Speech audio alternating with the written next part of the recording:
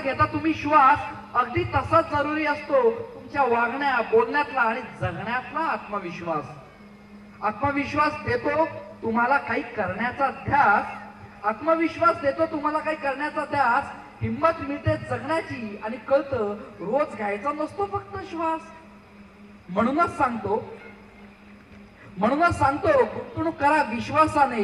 तुमचा आत्मविश्वास वाढवण्यासाठी, तुमच्या परिवाराचं भविष्य सुखी आणि समृद्ध करण्यासाठी.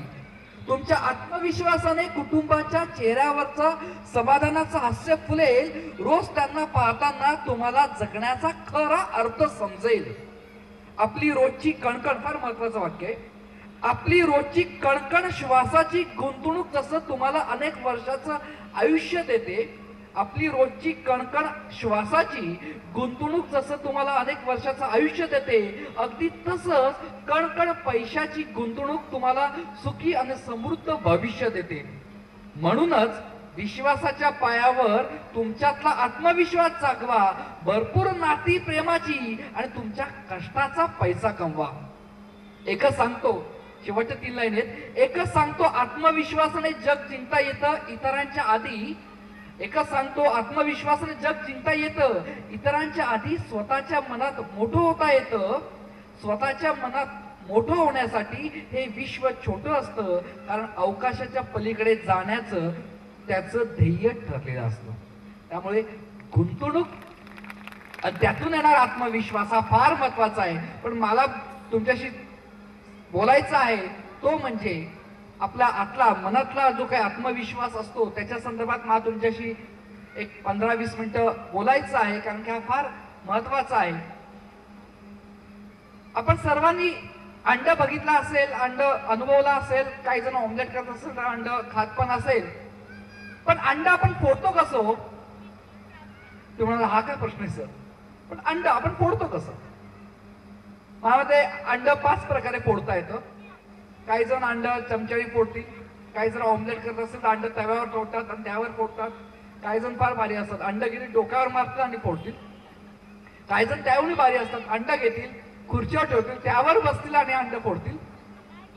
पण मित्रांनो, जगातली बेस्ट मेथड जर कुठली असेल, जगातली बेस्ट मेथड अंड फोडण्याची जर कुठली असेल, ती म्हणजे त्या अंड्यामध्ये एक जीव असतं, एक जान असतं. ते त्याच्या चोचीने अंड फोडतं आणि त्यातून एक लाईफ, एक जीवन बाहेर पडतं. मित्रांनो, life have a power to break provided तुम्हाला तुमच्या आयुष्याचं अंड तुम्हाला स्वतःला फोडायचं आहे. आणि त्या संदर्भातच आज खरा आत्मविश्वासावर खरं बोलायचं आहे. त्याआधी मला बरेच जण विचारतात, सर म्हणजे इतक्या मुलांचं सातत्याने काउन्सिलिंग करत असतो, मुलं मला विचारतात, पालक मला विचारतात, मी घडतो कसा, व्यक्तिमत्व घडतंच कसं, याच्यावर मी किमान 1.5 तास बोलू शकतो. पण आज वेळ तेवढा नाहीये, म्हणून मी एवढंच सांगेन की मला बरेच तरुण विचारतात, मी म्हणजे कोण? सचिन म्हणजे कोण? राहुल म्हणजे कोण? जे काय तुमचं नाव असतं म्हणजे नक्की कोण? म्हणजे व्यक्तिमत्व म्हणजे काय?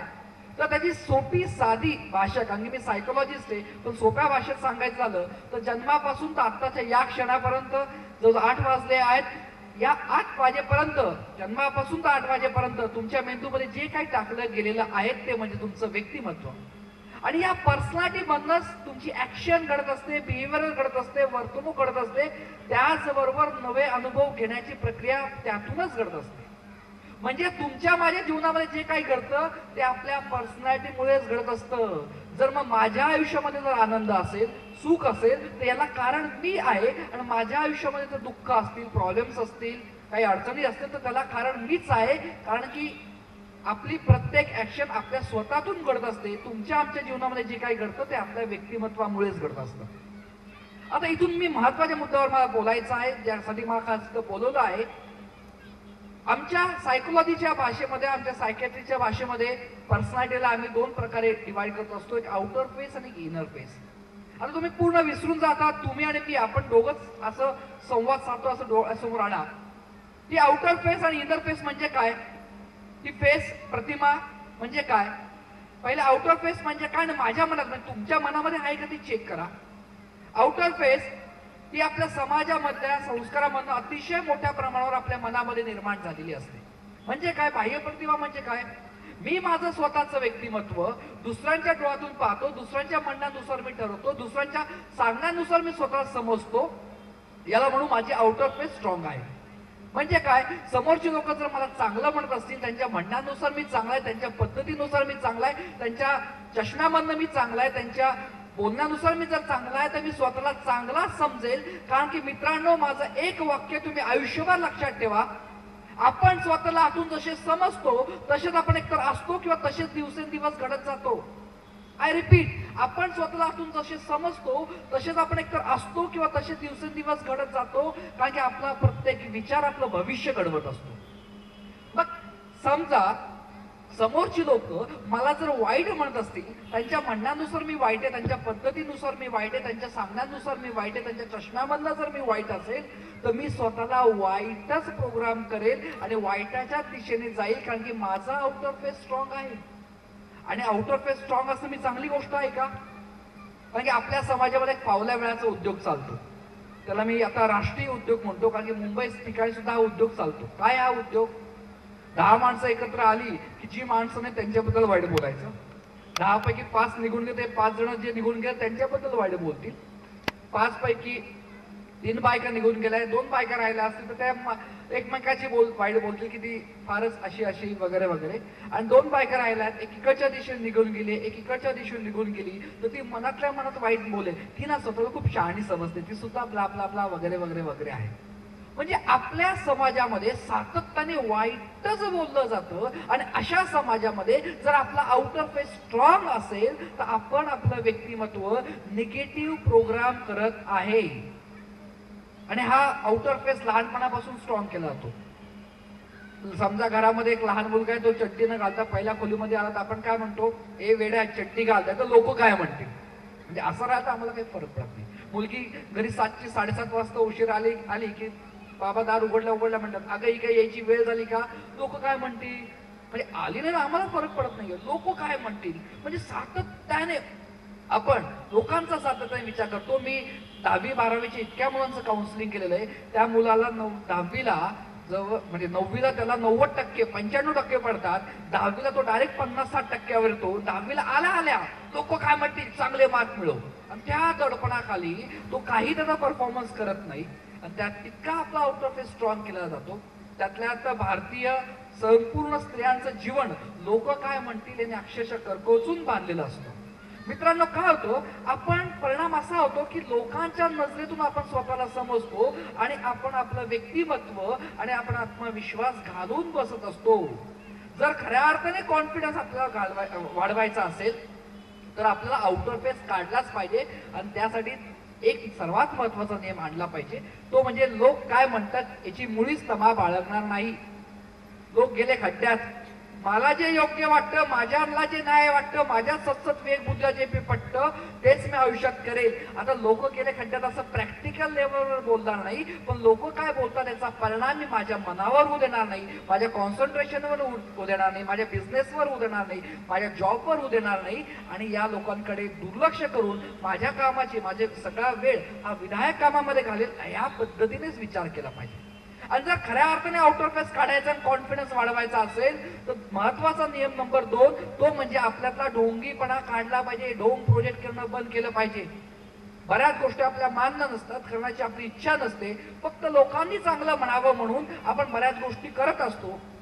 ज्यावेळेस आपण दिखाऊ वृत्ती करतो, ज्यावेळेस आपण कर्ज काढून लग्न करतो किंवा आपण सातत्याने लोकांनी चांगलं म्हणावं म्हणून सातत्याने आपण एक दिखाऊ वृत्ती करत असतो, त्यावेळेस आमच्या सायकोलॉजीच्या भाषेमध्ये मनामध्ये काय होतं, ज्यावेळेस आपण आउटर फेस करतो वाढवतो त्यावेळेस आपली मनातली इंटिग्रिटी कमी होते, ऑनेस्टी कमी होते, प्रामाणिकपणा कमी होतो. आणि ज्या माणसाकडे, ज्या बाईकडे, ज्या मुलाकडे, ज्या विद्यार्थ्याकडे प्रामाणिकपणा नाहीये, ऑनेस्टी नाहीये, इंटिग्रिटी नाहीये, त्या माणसाकडे कधीही आत्मविश्वास नसतो. कारण की ऑनेस्टी आणि कॉन्फिडन्स हे हातात हात घालून चालत असतात. मित्रांनो, तुमच्या आयुष्यातून सगळ्या गोष्टी निघून गेल्या तरी चालेल, आपण उद्या रस्त्यावर आलो तरी चालेल, पण एकदा का तुमच्या आयुष्यात आत्मविश्वास निघून गेला तो उभं राहणं अतिशय कठीण होत असतं. म्हणून कधीही खोटेपणा, ढोंगीपणा असल्या व्यक्तिमत्वाचा भाग बनता कामा नये, हा सर्वात महत्वाचा मुद्दा आहे. आपण समजून घेणं अत्यंत आवश्यक आहे.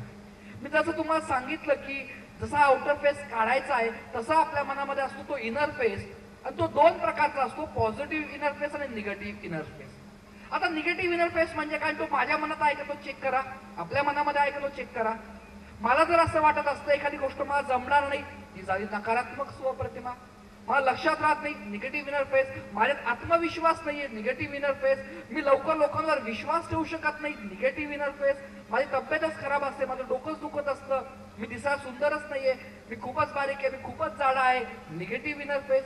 मी जगण्याच्या लायकीचा नाहीये, मी असुंदर आहे, अनाकर्षक आहे, मला लोकांशी बोलायला घाबरतो, मला नवीन गोष्टी शिकायला मी घाबरतो.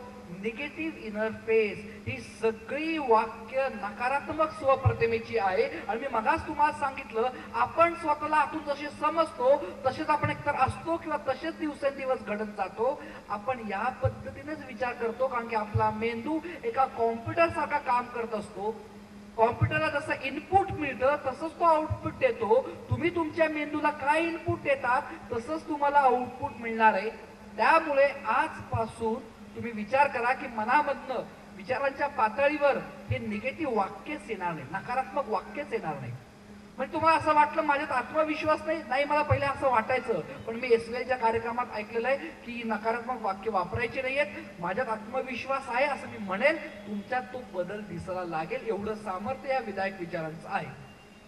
मग आउटर फेस काढायला सांगितलाय, निगेटिव्ह इनर फेस काढायला सांगितलाय. मग तुम्ही म्हणाल जर आत्मविश्वास वाढवायचा असेल तर मनामध्ये वाढवायचं काय, तर मित्रांनो मनामध्ये वाढवायचंय पॉझिटिव्ह इनर फेस.